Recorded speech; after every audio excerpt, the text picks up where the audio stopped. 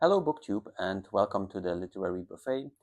My name is Louis and today is Poetry Thursday. And I thought that this week we would acknowledge an event that happened in Japan. Japan appointed its first female prime minister, Sanae Takaichi. So you might think of Mrs. Takaichi's policies, whatever you want, but still I think it's something to celebrate that Japan now has also had a female prime minister. And in order to celebrate that, I thought let's go and find some poetry by Japanese ancient poetesses. And so I had a look at the Manyoshu. The Manyoshu is the oldest anthology of Japanese poetry.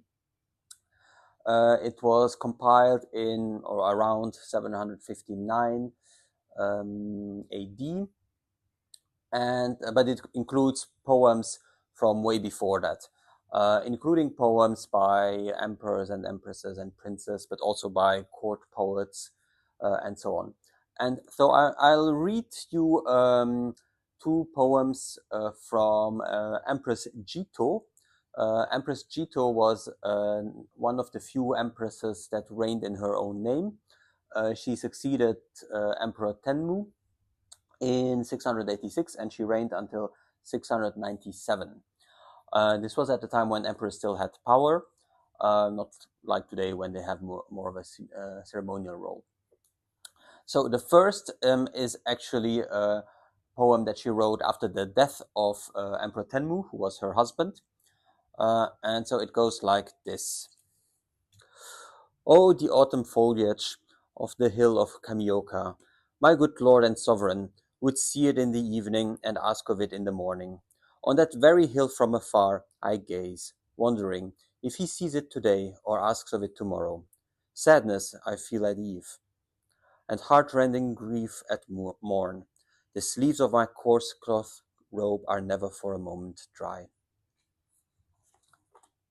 So it's of course a sad poem, like a poem of mourning. It mentions the coarse cloth robe. So while they were in mourning, people would wear special, less flamboyant clothes, of course, even the empress.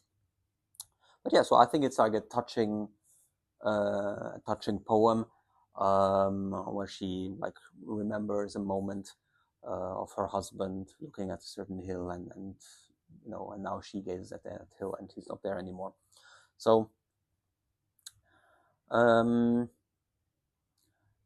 also have another poem from her, and I think this one provides a nice contrast because it also shows a more cheerful side. A lot of these poems that are by emperors and princes and so on are either like about love or about death and mourning. And this one is a bit of a different one. So it's also by Empress Jitō, so it's basically a call and a reply. So the first poem is by Empress Jitō, and the second poem is by the old lady Shihi. Sorry. So let's first start with the poem by the Empress. No more, I say to her, yet Shihi insists on telling me her tales. Lately I have not heard them, and I miss them now. And then the old lady Shihi replies, no more, I say to you, yet you urge, tell me, tell me. So I continue. Then you say, it is Shihi who insists. And so that's, of course, quite funny. This interaction between Empress Jitō and her court lady that was telling her the tales, and like who is to blame for her having to tell so many tales. Anyway, that was it for today. This is the book I took it from, the Manyoshu. It's by Dover Editions. It's a selection of the Manyoshu. It's not a full Manyoshu, but it's 1,000 poems that are taken from the Manyoshu. So I hope you enjoyed. Thanks for listening, and goodbye, BookTube.